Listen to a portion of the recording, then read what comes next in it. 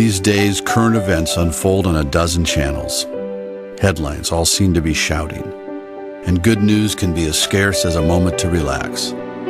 So let's turn down the noise this summer, unplug just a little bit, and head to a shelter from the storms of life. The historic port city of Alpena, located on the Sunrise Shore of Michigan. Only a few hours' drive, but miles away from the weight of the world. Nestled between a vast forest and an endless clear blue bay, where the wonders of nature are as welcoming as the local hospitality. We can explore more than 200 shipwrecks in the largest freshwater sanctuary anywhere. Count the stairs to the top of a lighthouse, or the masts that jut into the harbor sky at moonrise. Let's take a trip to the friendly, picturesque city of Alpena, a haven from the world that's pure Michigan. Your trip begins at michigan.org.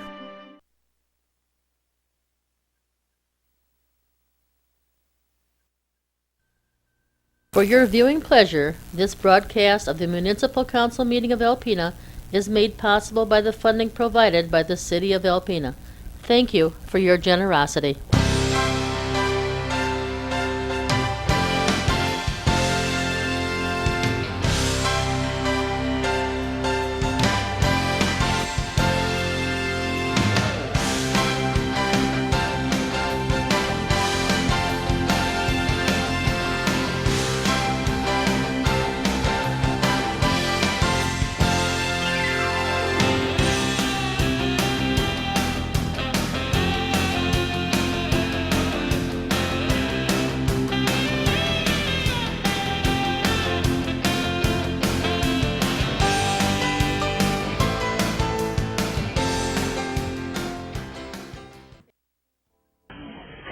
Good evening and welcome to Alpena City Council meeting of September 21st, 2016. Call to order, please.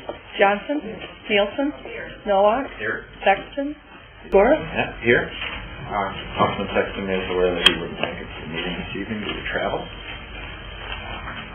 Go out, stand for the pledge, please. I pledge allegiance to the flag of the United States of America and to the republic for which it stands, one nation, under God, indivisible, with liberty and justice for all. Everyone had the opportunity to read the minutes of the regular session September 8th, 2015. Any modifications to the agenda this evening will not be allowed because we don't have we're missing a council person. Is that correct? We were going to add the one on, we were going to add the, well, they're just going to talk during the comments. Because we can't officially add it without it. You can add it, but you can't act. Oh, we can add it, Yeah. but we can't act. Okay. Do we want to add it? Let's go ahead and Sure. add it. It'll be under communications. Go ahead. I think the motion we add Thunder Bay Arts Council shall present under communication. Second. Nielsen? Yes. Nowak? Yes. Walagora? Aye. Johnson? Thank you. Thanks for that clarification. Citizens appearing before council on agenda and non-agenda items are allowed 5 minutes each to address council. Please come to the podium and state your name and address for our record if you'd like to do so.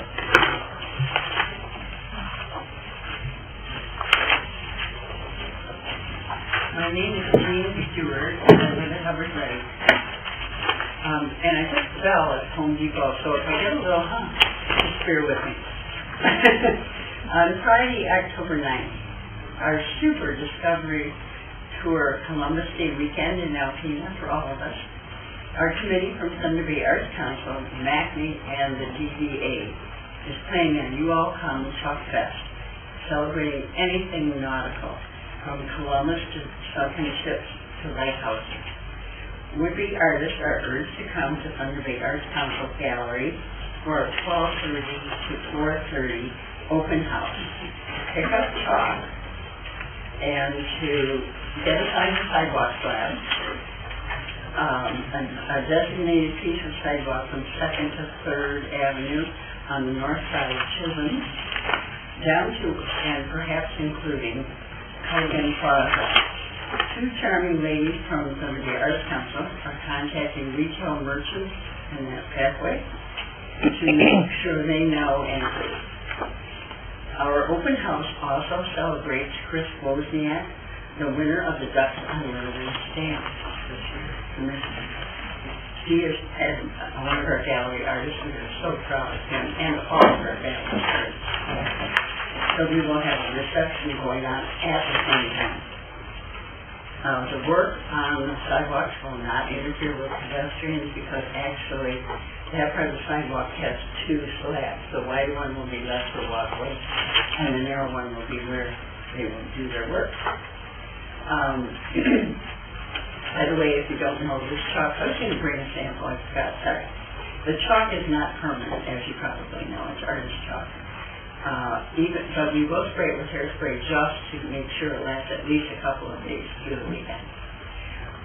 In case of rain, we will either cancel or hopefully postpone, but we definitely can't do it this rain. Thank you very much for listening. Do you have any questions?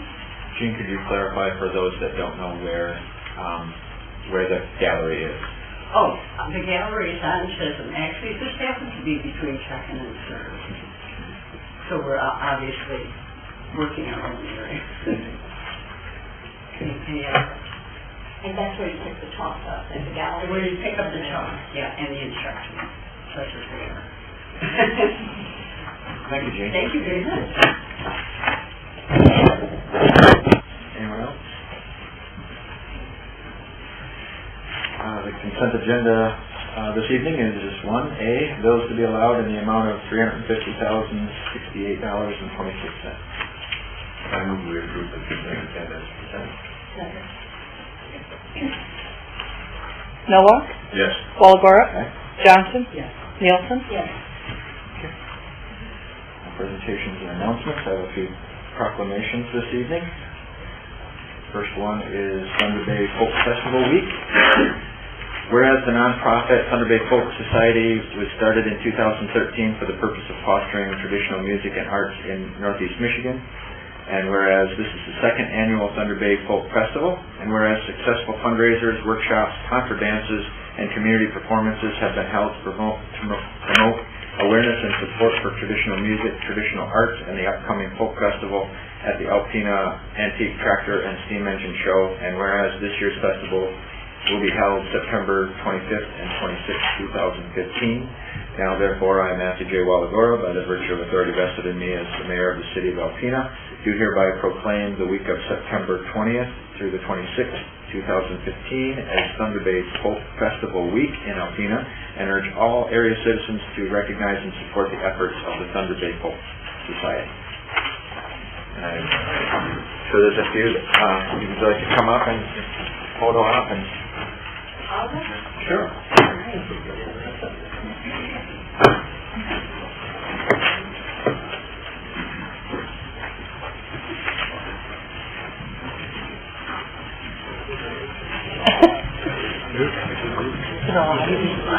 Wow.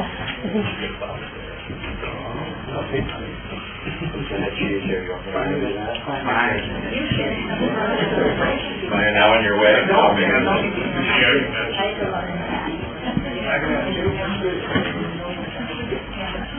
Well, they won't see me.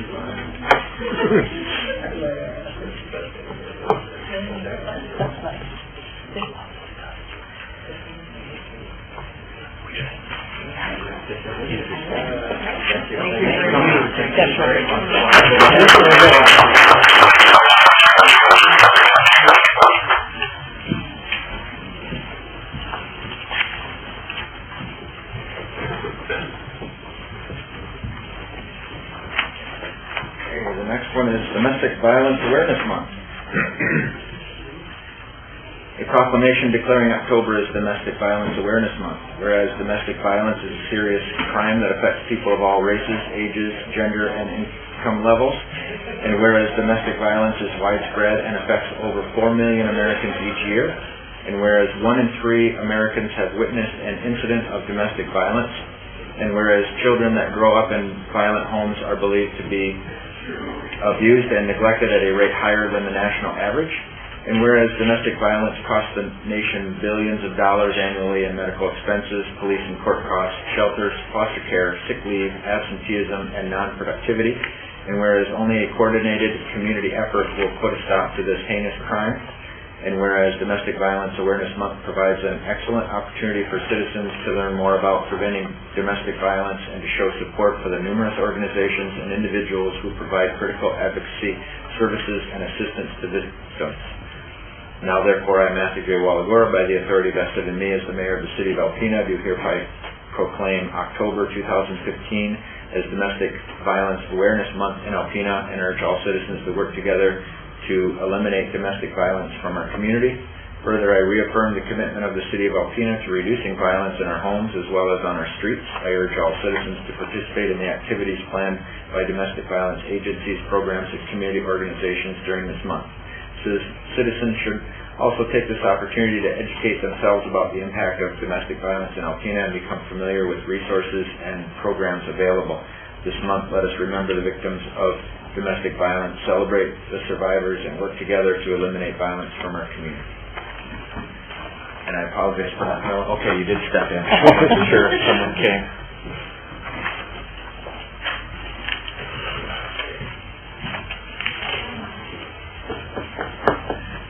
You want to introduce yourself, please? Oh, okay. They should have been hoping. Well, he's going to be in the paper 3 times.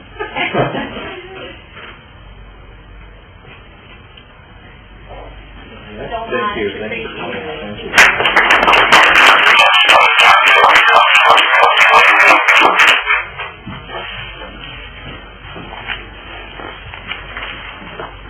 Okay. And our third one, Breast Cancer Awareness Month of Alpena.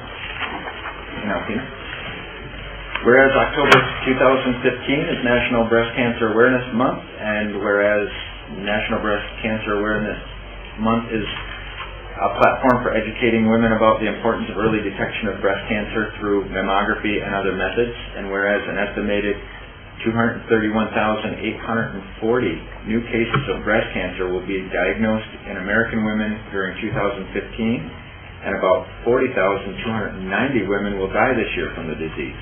And whereas detection of breast cancer at an early stage greatly improves the chances for successful treatment and survival. And whereas the Zonta Club of Alpena remains dedicated to educating and empowering women to take charge of their own breast health, and have organized the 9th annual Zonta Walks for Women Walk/5K Run on October 3rd, 2015 at the Thunder Bay National Marine Sanctuary. And now, therefore, I, Matthew J. Walagora, by the virtue of authority vested in me as the Mayor of the City of Alpena, do hereby proclaim the month of October 2015 as Breast Cancer Awareness Month in Alpena, in the City of Alpena, and urge all area citizens to support this cause. Zonta is here.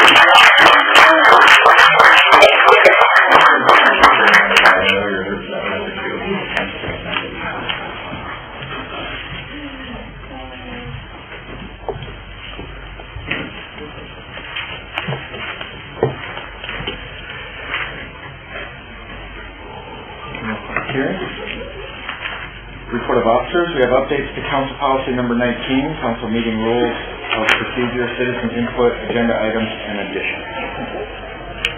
As I let council know, I'm looking at some of the policies that affect my department.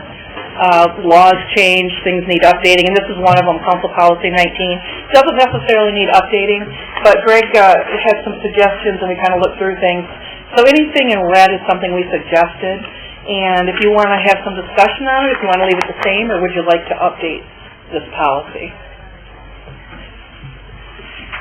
I think it, from what is revised, it just makes it more actually written what our common practice is. That's how I saw it. And for those that didn't read it, it's just an addition to the public comment part. We basically say in the policy that citizens can only comment during the comment period, but on occasion I'll ask someone to wait and comment during that agenda item, or sometimes we might have latitude to ask questions, and so we do that from time to time. And this just kind of says that we can. You don't see an issue with any of that, Bill, or No. really not your thing? Or? No, I mean, council has the right to do a public comment section. You could let people comment as the agenda items came through. It's just always been smoother to let people get up and make their comments in general, but then on occasion, when the situation warrants, you've allowed them to get up during that specific agenda item. And then sometimes you ask questions during the agenda item, so I don't have a problem with it at all.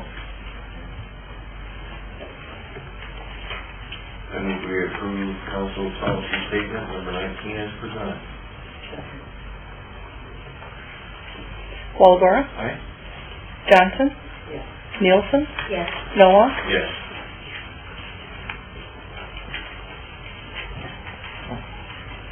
We're shorter than we used to. On that policy. Thank you, Karen. I know I'm busy there, going through, being able to go through those is pretty good. Now we'll drop all the way down to new business, and that's the proposed food truck ordinance.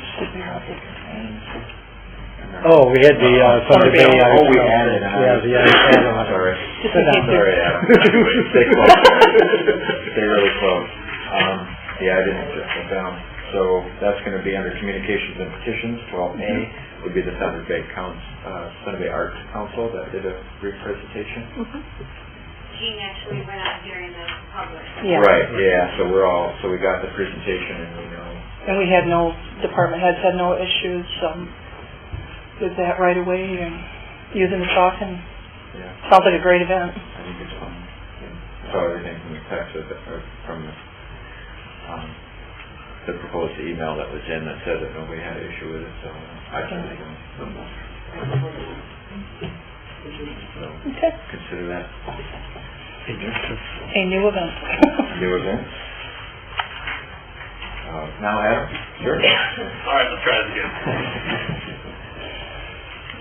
After discussing the issue of food trucks for several sessions last year and again this year, the Planning Commission has approved 8-0 the following text amendment to the zoning ordinance at their July 14th meeting, which will allow mobile food vehicles as a permitted use in all zoning districts with permission from the property owner. And I'll really quick run through this real quick. So the modifications to the zoning ordinance sets a definition for mobile food vehicles as a motorized vehicle or trailer which engages in service, sale, distribution of ready-to-eat food for individual portion service to the general public directly from the vehicle. We'd also modify sections 5.7 to 5.34, which if you check the zoning ordinance are the individual zoning districts to allow food trucks to be used by right with supplemental regulations. And then section 7.23, which is the supplemental regulations, would have a section entitled mobile food vehicles, and then following regulations would apply. Such uses may not serve food from any public right-of-way within the central business district or any state trunk line. B, such uses may not operate within any city-sanctioned special events without securing permission from the special event organizers. C, such uses must obtain written permission from the property owner prior to serving any food. And D, such uses must meet all applicable codes from all other state and federal agencies, including but not limited to the Health Department and Secretary of State. Planning Commission discussed many ideas, including buffer distances from different uses and the overall impact on brick and mortar restaurants. Ultimately, the Planning Commission determined the buffer distance was not necessary at this point, but as staff to monitor the situation for any issues that may arise. After the initial discussion by the Planning Commission, staff prepared similar language to what was passed, but did not allow mobile food vehicles to operate anywhere on a public right-of-way or within the residential zoning district. Planning Commissioner felt it would be simpler to allow mobile food vehicles in all districts and allow them to operate within the right-of-way in most districts, citing concern that the new language could have an impact on existing vendors such as ice cream trucks and the Schwan truck. As far as operation of a mobile food vehicles on city property, written permission would still be required, and it could be done in a number of ways, including an application system with the city clerk's office. If for some reason that was felt to be too cumbersome, city council could allow operation in certain public areas without written permission. But if the application process was required, it would allow the city to require that any vendors on their property are properly insured and operating as desired by the city. As of now, there are only 3 known food vehicles that operate within the Alpena area on a routine basis, and 2 of them contain a kitchen that is regulated by the district health department.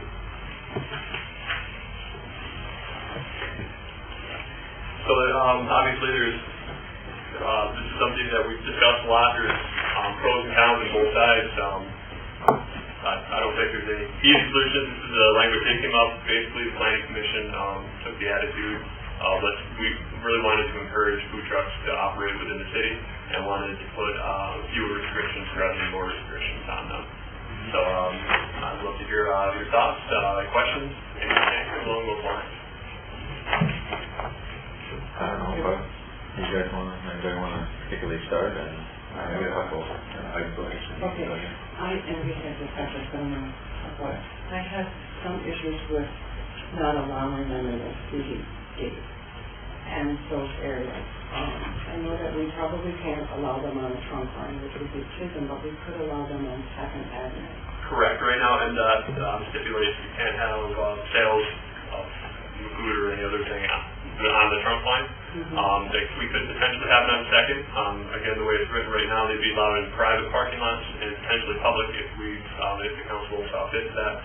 But they wouldn't be allowed on 2nd, as you noted. I know that some people have a differing view than me with food trucks, but I think that food trucks add a value to the downtown. I think that they bring people to the downtown. I think if we're going to allow them in any area, the downtown is where they should be allowed, the parks are where they should be allowed. As far as selling in residential areas, I kind of have who's going to take a food truck and go park it, on Murray Street, I guess. I don't think that food trucks would, Schwan's is considered a food truck. They're selling their product to a home. And I think with the current definition, the Schwan truck would fit perfectly. I just remember that was referenced, but their general concern was the ice cream trucks. But I think if the council so choose, we can modify that definition to exclude vehicles that move around more than every 15 minutes or something like that. Generally, the food trucks we're dealing with, we're talking about, are going to be sitting still for 2 to 4 hours. I would just like to find a way to meld them with the downtown so that everyone gets along. That's a lot.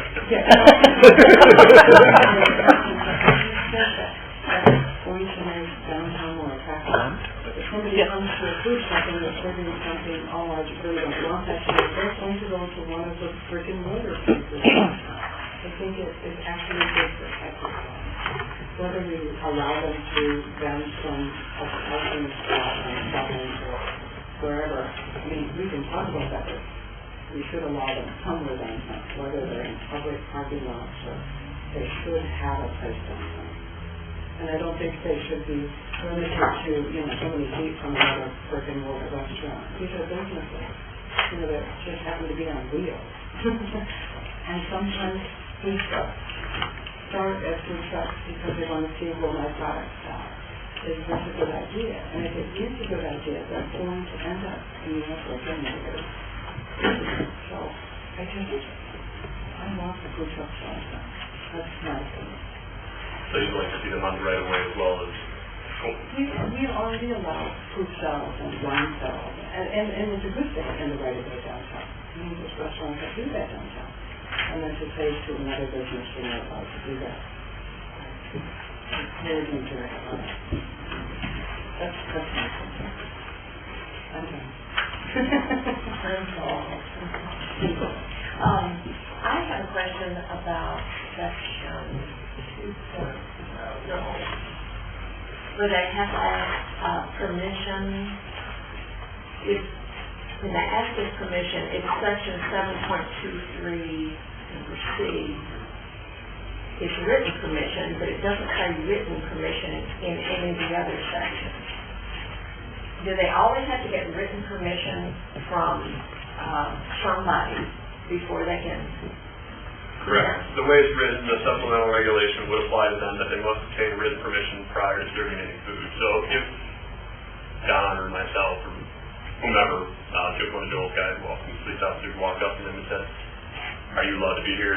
They should be able to provide at that point the written permission from the property owner, whomever that may be it the city, be it private landowner, and they should be able to show them that they have permission to be there at that point. So they have to go to the property owner and to City Hall to get these permissions? Depending on where they're operating out of. Okay. So if they're operating strictly on a private lot, then they just need to go to the property owner the way it is right now. All right. Has there been any thoughts or ideas on permits to do this within the city, so they're kind of covering some of the tax base? I guess you got brick and mortars that are paying property taxes down here, but allowing food trucks in without any kind of permitting. I'm just wondering if there's been any consideration for that at all, or do you see that as a negative thing because the planning commission did discuss it. Ultimately speaking, they chose not to go that route when we initially drafted some of the language. If we had in there a $250, we'll call it a permit fee, and they ultimately chose to draft it. They saw the value. They saw value in food trucks and decided to make. They wanted to make it easier, and they didn't really want to. They didn't feel there was a lot of value in permitting them. Certainly that could be something that we could identify with, because, I mean, the brick and mortars restaurants do have the argument of they do pay taxes, and I suspect automobile insurance is significantly less than taxes.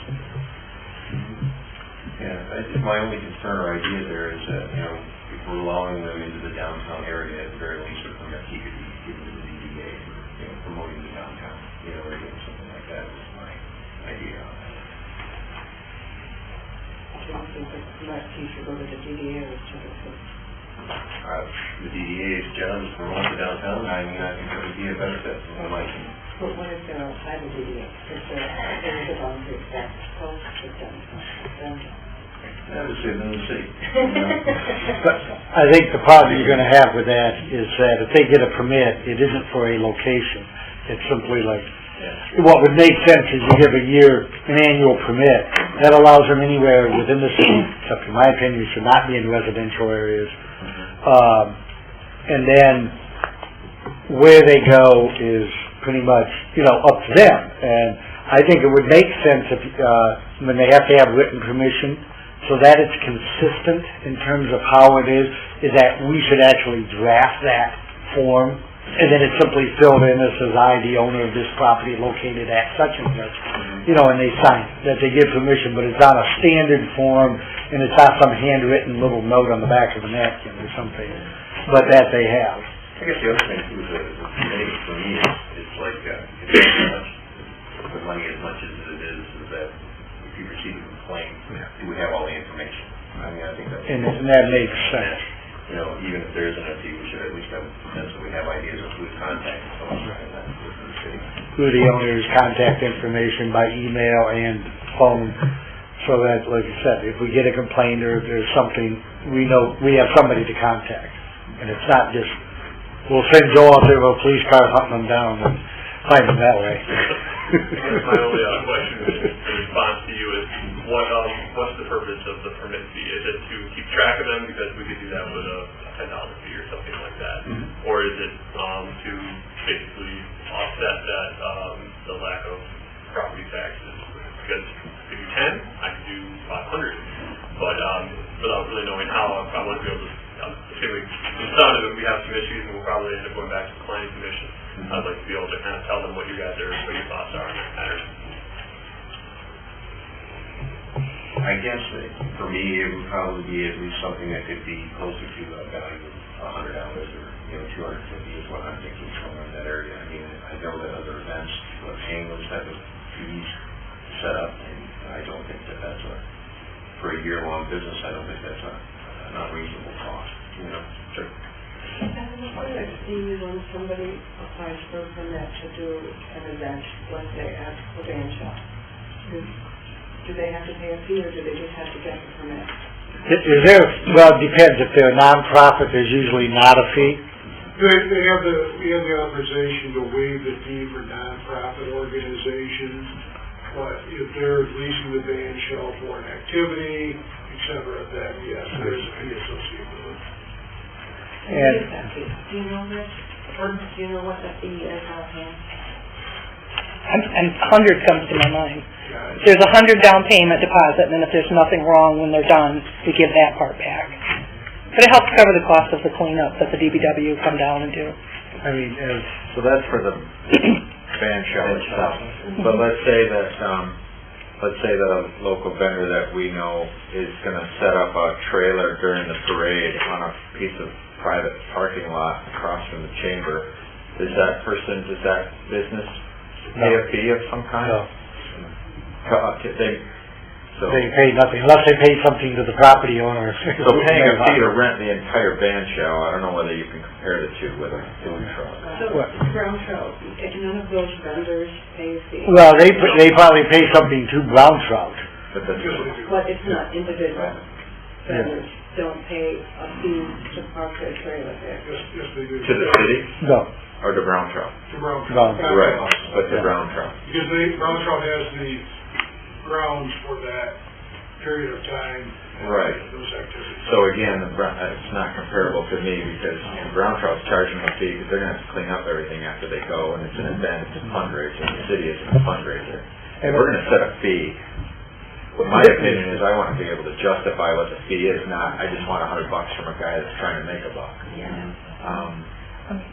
So I guess and it's not, if we charge a fee, it's not for an event, or, a one day or a week long or a weekend.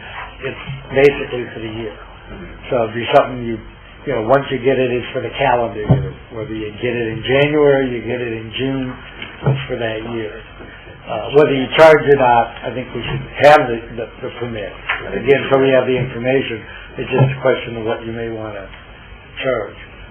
I don't know, I think one of the food trucks was down at one of the events when they closed off 2nd Avenue with the DDA. I'm not sure now if they've made any payment to the DDA or if that was simply allowed. I don't see. She's here. Is Leslie still in? Oh, there you are. You're hidden. Do people pay the DDA then for being involved in events like Friday night? Oh, for example, the wine festival that or whatever. winery just had, there were no fees paid to DDA. Okay. For the food trucks that participated in that event. Okay. I didn't know if they did it. So, I mean, if anything, it'd be more for the processing and oversight is what you're covering. Right, yeah, so something menial that's what I would be, looking for. And maybe if we're going to do a permit, we can divide it up 3-4 months at a time because, I mean, With a time, I can see your point. I suppose if they wanted if there was a winter event and they wanted to, then maybe you could have a different.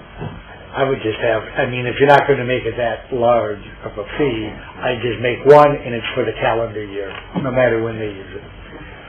And then you're done. It's simple. You're not having them run in every 3 months or have a 3-month and a 6-month and all that. Just have So it if they come out. in September, they're gonna pay their $50, but it's only gonna be good until January 1st. Yeah. That's how efficient license works. Yeah. It's there. Buy it late, you just pay Yeah. the same amount. And then so, if you think you're going to do it and you know you are, but you may not even be using it, so then go buy it early just in case you want to use it.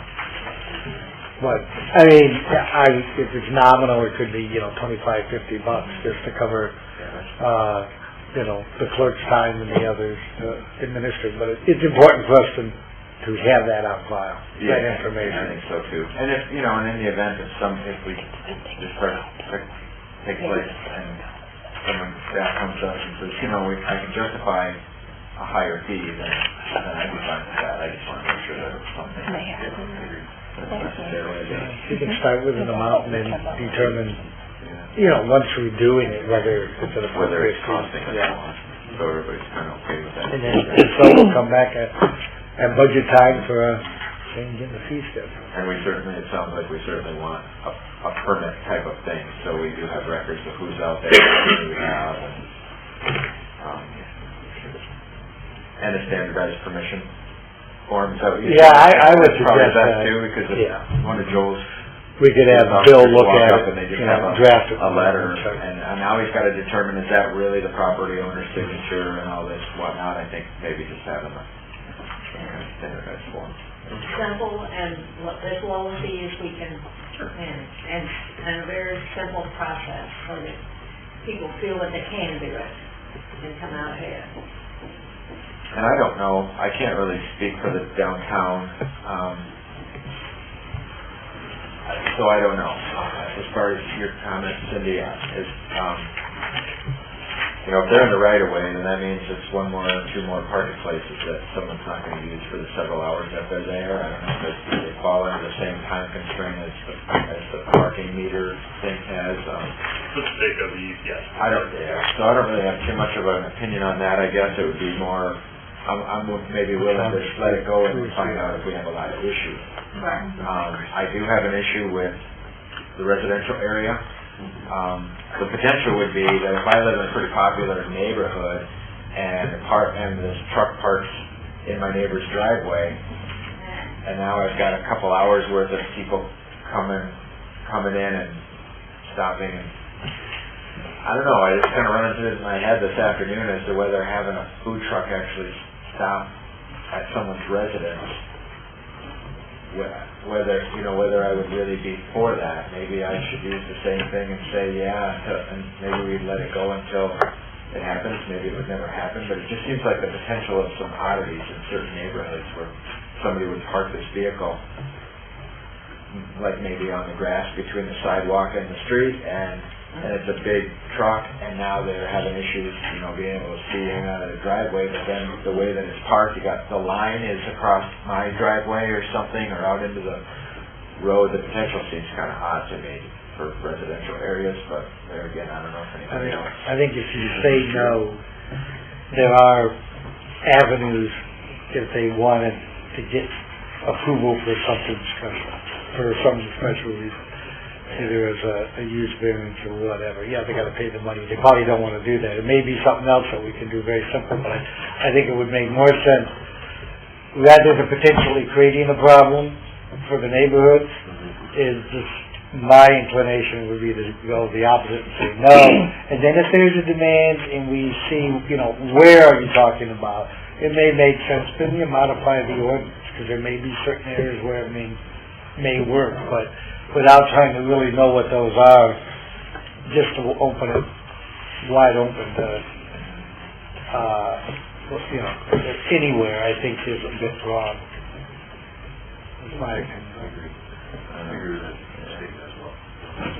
That's how I feel right now. Of course, I haven't been able to give it a whole lot of thought. It just seems the potential of something odd like that, I guess. But if there's an event and the event's taking place in a park or maybe a business district, and there's a residential district right across the street, and a guy goes to the property owner, and sets up his truck, and I don't know, maybe it's not that big a deal. Maybe it's not a big deal at all. It just seemed really odd to me. Because some of those trailers are pretty big. Yeah. They're huge. And so I don't know. I think they would want to pick the most advantageous places. And generally in heavily populated neighborhoods, not that many people are coming to have lunch. But if you set it up in my neighborhood, across the street at the tennis courts, that'd be great. It would be out of the way, but I really think it would be hazardous almost to sit it up in a driveway in a place that is heavily populated with kids and homes and all of it. Yeah. So almost every neighborhood has something relatively close that you could, where people could congregate to have a meeting. And it wouldn't have to be in the person's driveway. I think it could be managed. The others are, you do have, I think, churches that are allowed in Yeah. residential. They usually have larger parking lots. Yeah. I can think of the one right across from me. Well, there's several right across from me. That any of those would work, could be work in a situation like that. And so it may be just tailoring it to certain uses or functions within a residential neighborhood. You may allow it in multifamily, where we have, up in, off of, I never think of the name up there, heading to Oxbow Village, the street there. And that's, so you could have, maybe it would work in there, I don't know. But, I mean, that's something for you to look at anyway. Maybe in the neighborhoods it could just be like a special event, like a church was having a special event, or somebody was having a birthday party or something, they could come and get a chair. Sure, talk about that, but right now the only special event language that we've dealt with is city sanctioned special events, just because we can keep track of them. As far as church special events, I mean, that's something that we could ask them to come and get permission for, maybe require permission for residential district. Churches are the big thing that's going to be like parks have their own zoning districts, that's not going to be an issue. Not to mention, have to get city permission operating parks anyway.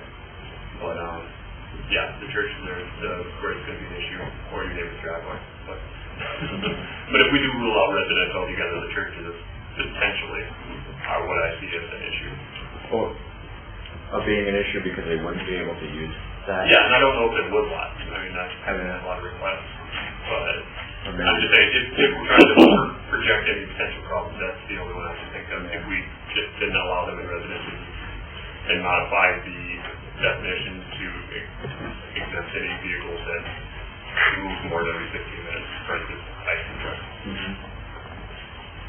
Yeah, because they're not stopping, like I said, they're just kind of, and they're in the right of way. Or maybe, I mean, because like the church parking lot thing is something I would, if we didn't have a discussion, it probably wouldn't cross my mind. So, if there's already specific places that are in residential areas that have a large parking lot that aren't going to be an issue to the residents, then then I would say that maybe take it to the planning commission and see if their opinion would be to just put them in now. So I don't want to be restrictive. So if a guy's got a food truck, he'll know right off by reading the ordinance that it's okay for him to request church's position to park there. And they've got our okay, because all we're going to do is turn around and wave it anyhow, right? I mean, who wouldn't? So if we're all of the opinion that we would more than likely waive that, and staff would probably waive it on our behalf, or however that would work, then maybe we can just put that right in there. Residential areas excluding church parking lots or any other large residential parking lots that you might think of, just to make it less. We can draft language that'd be pretty simple. So it might look worse in reading it, but it'll be easier for the guy to not have to keep coming back to City Hall because he just realized this church parking lot's really popular. All right, so I'll go back to planning commission, talk about the modifying the residential zones, talk about the application process, and the contracting some sort of simple permission form. Is there anything else I'm missing? No, that sounds good. Cool. I appreciate it. All right. Thanks, Ed. Thanks for bringing that to us ahead of time.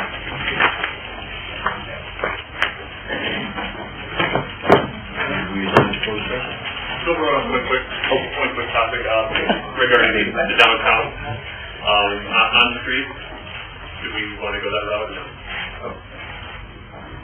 You think Jesse wants to have that look at? That's a business district here? That's the question I'm asking, whether we want to come to city with that around the street. I'm going to simply ask you to take a look at that. Yeah, I guess take a look at it. Like I said, it sounds like something that's gonna come back really quick. Take a look. Yeah. Only because parking is such an issue already. But for that city hall, that's our parking, be allowed there. So we said over and over and over, something. Yeah, but that's a lot. Yeah, we're talking about on. Yeah, we're talking about on the street now. Oh, okay. Okay, yeah. Okay. Yeah, I'd like to hear your opinion on that. Should be now. Good, we adjourn to closed session. Second. To discuss litigation. And I'm sure that people know why. Yep. Discuss litigation. Johnson? Yes. Nielsen? Yes. Noah? Yes. Walagora?